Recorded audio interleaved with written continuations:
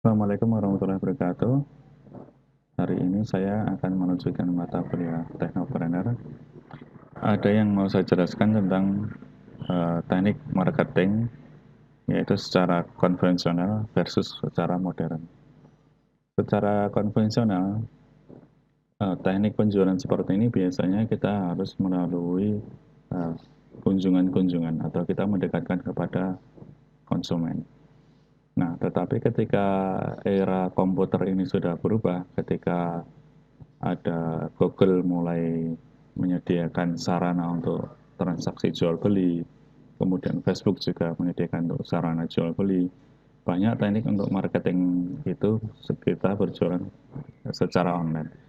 Tetapi secara konvensional biasanya teknik berjualan seperti ini tetap dilakukan karena mungkin pada nilai barang yang dijual itu tidak harganya itu biasanya sangat tinggi. Misalnya bentuk rumah atau mungkin mesin-mesin yang memiliki nilai tinggi seperti mesin ya mungkin fotokopi atau mesin keep ya untuk mencetak banner dan masih banyak lagi yang sekiranya itu nilainya itu di atas ratusan juta.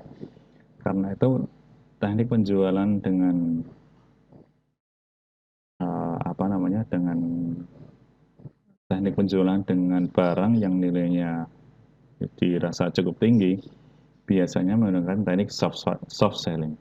Nah, ketika seorang marketing itu berjualan dengan barang yang dibawanya nilainya yang cukup tinggi, biasanya tidak dilakukan secara langsung frontal menawarkan barang dagangan. Ketika saya masih menjadi marketing untuk satu mesin fotokopi yang nilainya di atas 400 juta, yang saya lakukan itu adalah melakukan kunjungan-kunjungan tetapi tidak langsung frontal kita berjualan. Nah, ini tips ini dulu saya dapatkan dari pelatihan ketika saya dikirim ke Semarang untuk pelatihan di Tung Desemaring. Nah, kenapa kita harus berjualan secara istilahnya disebut soft selling? Soft selling itu lebih penjualan kita mendekatkan kepada pelanggan. Jadi lebih yang diutamakan adalah uh, jadi kedekatan dulu. Nah, setelah kita dekat dengan konsumen, maka lama-lama konsumen itu akan menanyakan sendiri barang apa yang akan dijual. Nah, tekniknya seperti itu. Nah, selain itu, cara untuk mendekatkan diri dengan konsumen biasanya lebih kepada misalnya kita memberikan satu kenang-kenangan. Misalnya kita datang ke konsumen, kita tidak menawarkan langsung barang, tetapi kita membawakan oleh-oleh. Nah, seperti itu untuk mendekatkan lebih mendekatkan kepada konsumen. Gitu. Nah, ketika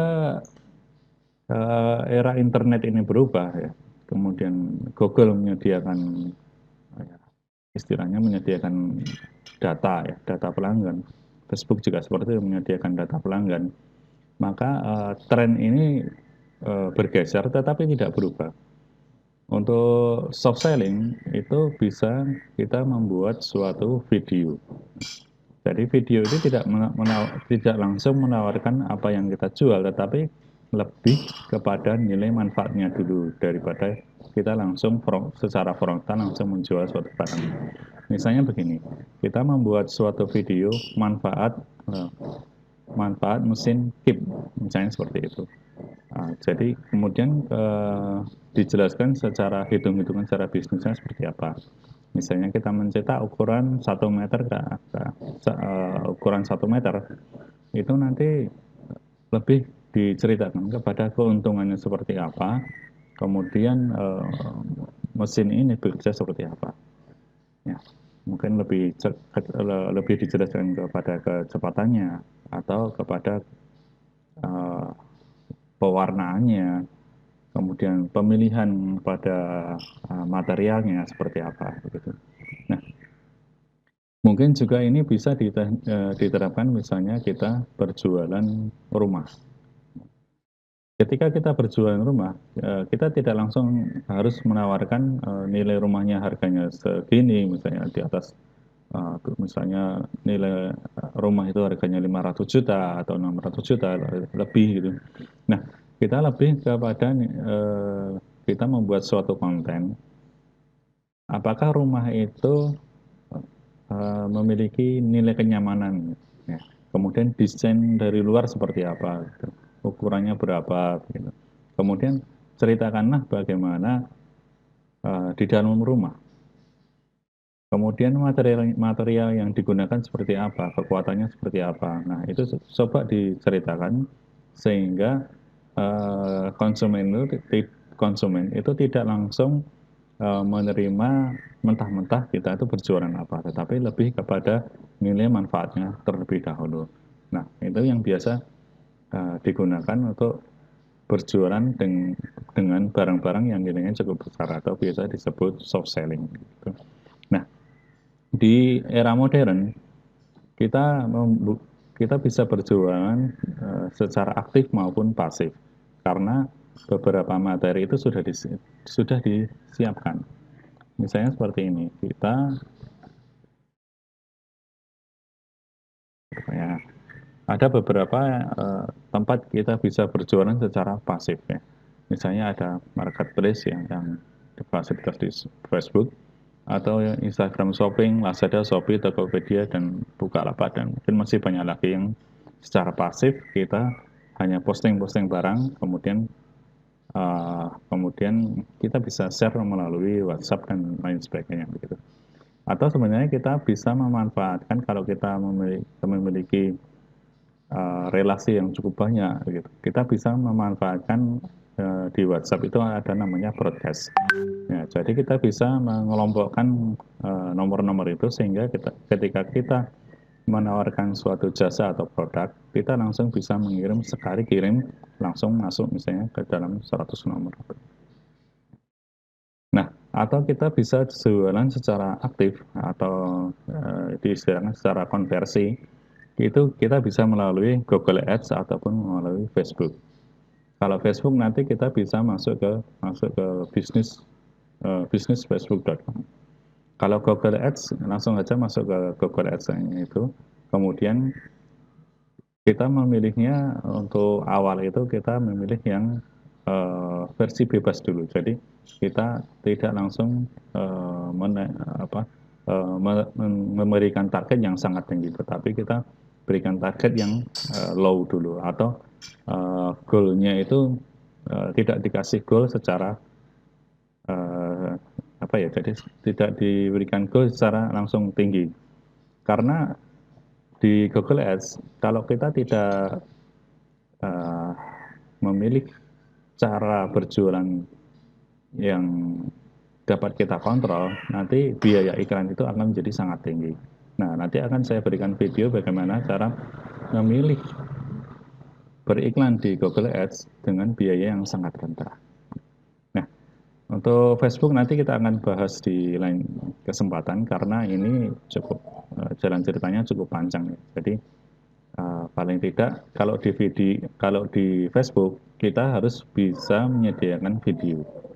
Nah, video itu nanti bersifat lebih baik bersifat yang soft selling. Jadi tidak menjual secara frontal, tetapi kita lebih pada menceritakan nilai manfaatnya. Ya, oke. Okay. Untuk materi selanjutnya silakan bisa dilihat di YouTube yang sudah saya berikan. Jadi ini menceritakan bagaimana kita dapat beriklan di Google Ads, tapi kita dapat mengontrol dapat mengontrol eh, dapat mengontrol nilai pembayaran iklan. Intinya begini, jadi kita dapat mengontrol biaya iklan itu menjadi sangat rendah. Nah, itu bisa diterapkan untuk beberapa barang yang kira-kira nilainya sangat tinggi. Walaupun sebenarnya juga tidak masalah mau dimanfaatkan untuk barang yang nilainya ya, di bawah ratusan juta, tetapi akan lebih efektif apabila kalau kita menggunakan Ads, Google Ads ini untuk nilai barang yang cukup tinggi. Kalau saran saya, apabila kita berjualan dengan nilai barang yang misalnya hanya sekitar 10 ribuan sampai 20 ribuan, jadi keuntungannya mungkin hanya sekitar 2.000 sampai 5.000 misalnya seperti itu lebih baik kita menggunakan cara yang organik. Jadi memilih platform yang sekiranya gratis. Ya mungkin bisa kita menggunakan beberapa seperti Lazada, Shopee dan lain-lainnya. Tetapi ada cara yang lebih efektif, yaitu menggunakan broadcast yang ada di WhatsApp. Nah, ya tentunya kalau kita menggunakan WhatsApp, kita harus ya mengumpulkan nomor sebanyak-banyaknya. Nah, di dalam hukum Pareto, jadi Pareto itu adalah sebuah apa ya, kalau diistilahkan itu dia menentukan hukum berapa kali kita bekerja, maka kita akan mendapatkan hasilnya begitu. Jadi perbandingannya usaha kita itu kalau di dalam hukum Pareto itu 10:1. Jadi ketika kita melakukan 10 kali usaha, biasanya hanya satu yang akan sukses.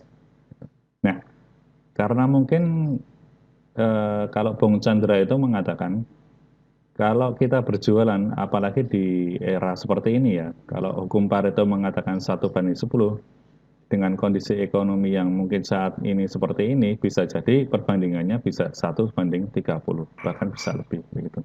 Nah, jadi tergantung pada sikap usaha kita bagaimana. Gitu.